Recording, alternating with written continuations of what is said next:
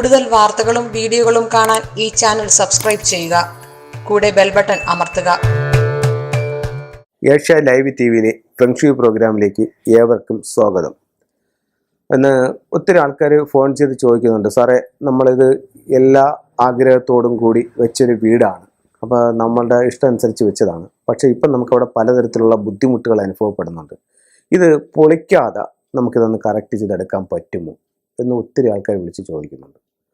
ഉറപ്പായിട്ടും പറ്റും.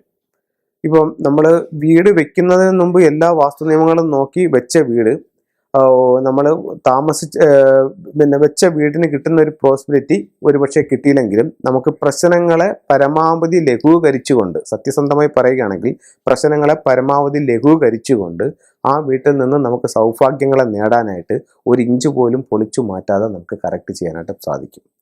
അപ്പോൾ വാസ്തുവിൽ ഇത് പറയുന്നില്ല, നമ്മുടെ വാസ്തുവിൽ പറയുന്നത് ഓരോ കണക്കുകളാണ് പറയുന്നത്. വീടിൻ്റെ ഇന്ന ഭാഗത്ത് ഡോറ് വയ്ക്കുക, ഇന്ന പദത്തിൽ ഡോറ് വയ്ക്കുക, ഇന്ന ഭാഗത്ത് ബെഡ്റൂം വയ്ക്കുക, അങ്ങനെ അടുക്കള ഇന്ന ഭാഗത്ത് ചെയ്യുക, അങ്ങനെ ഓരോന്നുമാണ് വാസ്തുവിൽ പറയുന്നത്. ഫെങ്ഷുയിൽ പറയുന്നത് 5 എലമെൻറ്റ്സ് ആണ്.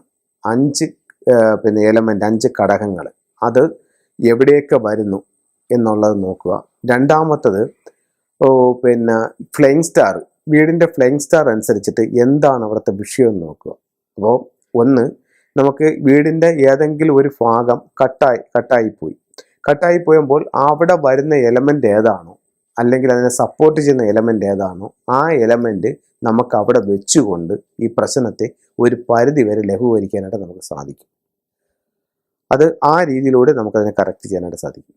2, നമ്മളിപ്പോൾ വീട്ടിൽ താമസിക്കുന്നു, പല ദുഃഖങ്ങളും ദുരിതങ്ങളും ആണ് വരുന്നത്. അപ്പം ഇവരുടെ താമസിക്കുന്ന ബെഡ്റൂം, ഇവർക്ക് നല്ല ബെഡ്റൂം ആണോ, ആ ബെഡ്റൂമിൽ എന്തെങ്കിലും ദോഷമുണ്ടോ എന്ന് നോക്കി ആ ബെഡ്റൂം കൊള്ളില്ല, വേറൊരു ബെഡ്റൂം അവിടെ ഉണ്ട്, അപ്പോൾ ആ ബെഡ്റൂമിലോട്ട് മാറിയാൽ ഇവർക്ക് ആ പ്രശ്നത്തെ മറികടക്കാനായിട്ട് സാധിക്കും. അങ്ങനെയാണെങ്കിൽ ആ ബെഡ്റൂം ഒന്ന് ചേഞ്ച് ചെയ്താൽ മതിയാവും. വേറൊരു ബെഡ്റൂമില്ല, ഒറ്റ ബെഡ്റൂമേ ഉള്ളൂ, ആ ബെഡ്റൂമിൽ ദോഷമാണ്. അങ്ങനെയാണെന്നുണ്ടെങ്കിൽ ആ ബെഡ്റൂമിൽ വന്നിരിക്കുന്ന ഫ്ലൈങ് സ്റ്റാർ നമ്പർ ഏതാണ്, അതിൽ ദോഷം ചെയ്യുന്ന സ്റ്റാർ ഏതാണ്, അത് നോക്കിയിട്ട് അതിന് ക്യൂറ് ആ സ്ഥലത്ത് ചെയ്യുകയാണെങ്കിൽ ഉറപ്പായിട്ടും അവിടെ ആ മാറ്റം ഉണ്ടാകും.